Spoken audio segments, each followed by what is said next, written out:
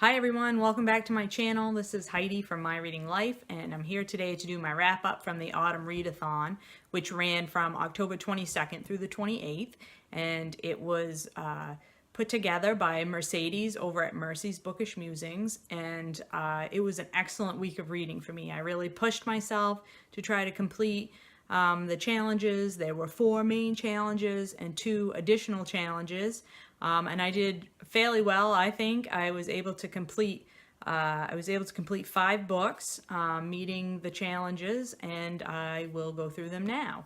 So the first book I completed actually is completed the challenge, the Gothic horror and also historical fiction challenges for the Readathon. This is my first Sarah Waters book. It certainly won't be my last. This was a 5-star read for me. And what this book was about was it takes place in the period after the World War in England. A local doctor, Dr. Faraday, gets called to one of the local manor houses, the Hundreds House, to check on somebody who's ill. And that begins his year-long interaction with this family that lives at the Hundreds House Manor. The mother, daughter, and son, and their housekeeping staff.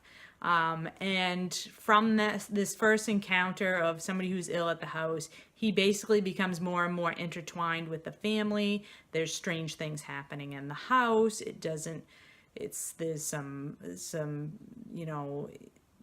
events that happen that we're not sure if somebody is causing the events to happen or if there's something going on with the house itself.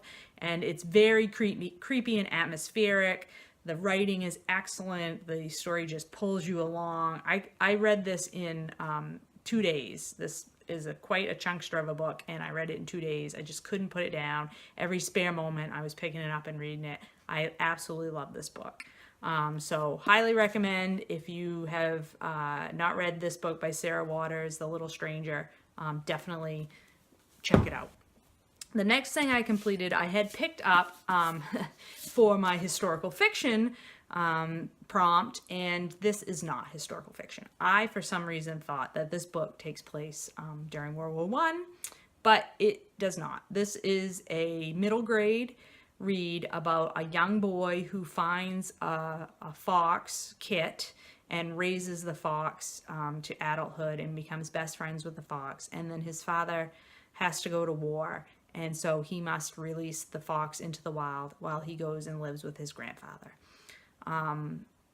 And the author, Sari Pennypacker, has deliberately made this, there's no clue as to which country this takes place in. There's no clue as to what war this is. It could be happening at any time, at any place, and that's kind of on purpose. She's written this book that way.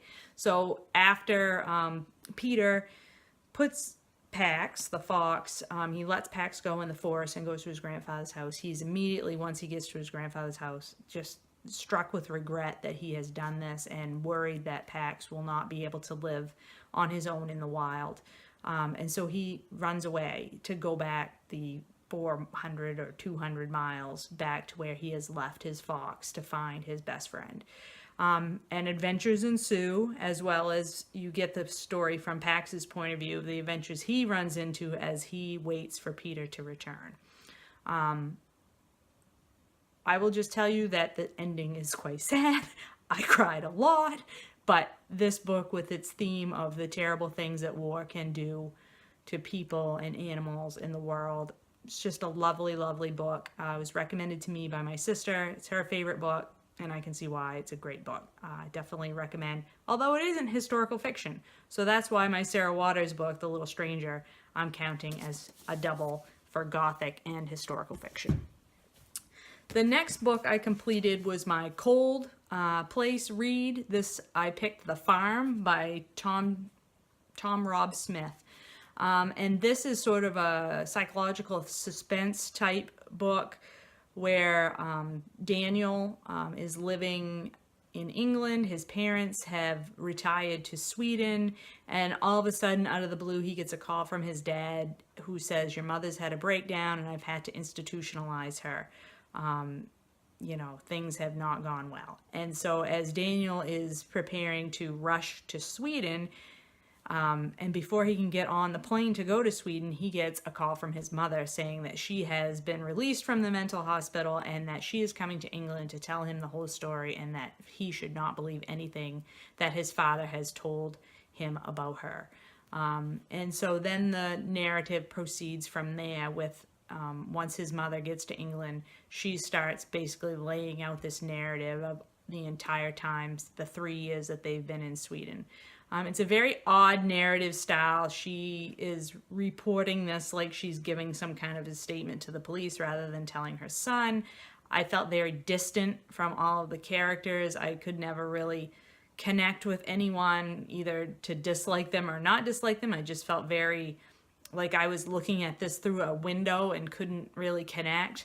It also is, I couldn't suspend my disbelief. I didn't ever really buy into the story that she was telling, and the way that this wraps up at the end, I felt was, I didn't really feel like it kind of all hung together for me. So I did not particularly care for this book, although there's lots of great cold scenes from Sweden as the story gets told.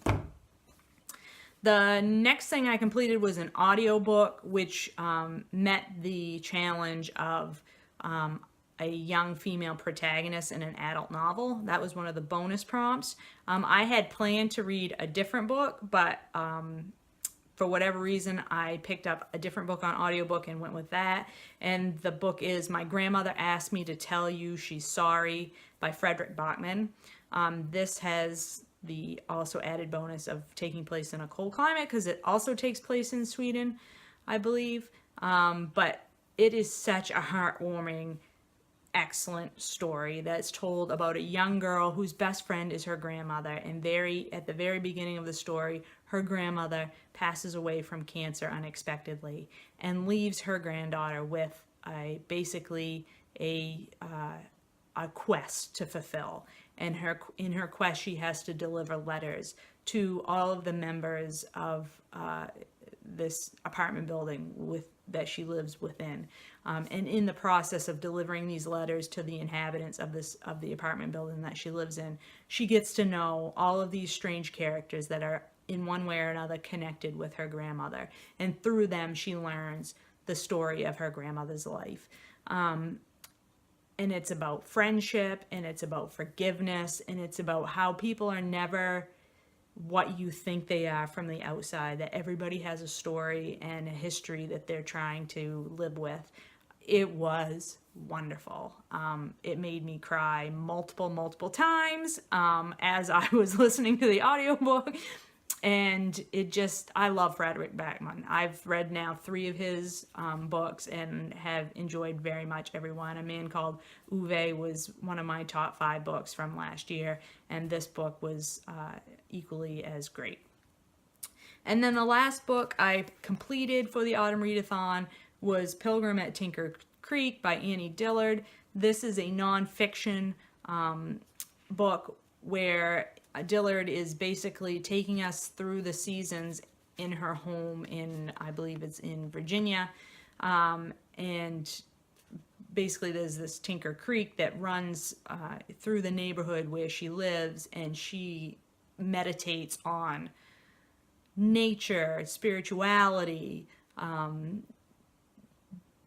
animals, just every part of life and how it connects together, and looks at it through a lens of the seasons where she lives. This is beautiful. There were passages within these within the chapters of these books that were just absolutely gorgeous writing. And I'm not generally one to be into writing. I like a good story more than anything, but you can't help but love the writing in this. And the other thing that this does that I absolutely love in my nonfiction, especially my science nonfiction, is it's filled with these random facts that you're going to be hollering out to anybody that's around you. Hey, did you know? Like, hey, did you know that a caterpillar has 228 muscles just in its head? I did not know that. But it's super interesting. I learned a lot, and it also made me think a lot about the intersection between religion and the natural world, which is not something that I think about a lot. So this is highly recommended by me if you like nature writing and you like nonfiction and you enjoy beautiful sentences, any of that. Definitely give this a try. I think this is excellent. And the other thing is, this was written in the early 70s. And so some of the stuff that Dillard writes about looks a bit different now. Like there's some bits in here about Eskimos and the Arctic and things like that. And it really made me think about how climate change has changed some of the things she talks about in this book. And then the only other thing that I had planned to read that was on my TBR for this week was Self-Help Short Stories by Lori Moore. I did start it. I only got through the first couple of stories, but I am going to continue on with this. I'm enjoying it so far, and hopefully we'll be finishing this up in the next week or so. But very successful readathon. That is a lot of books for me to have finished in 1 week. I'm really pleased with my progress and definitely appreciated the boost that Mercedes Readathon gave me to get through some of these books. So I hope all of you that participated in the Autumn Readathon also had an enjoyable experience, and I will talk to you later.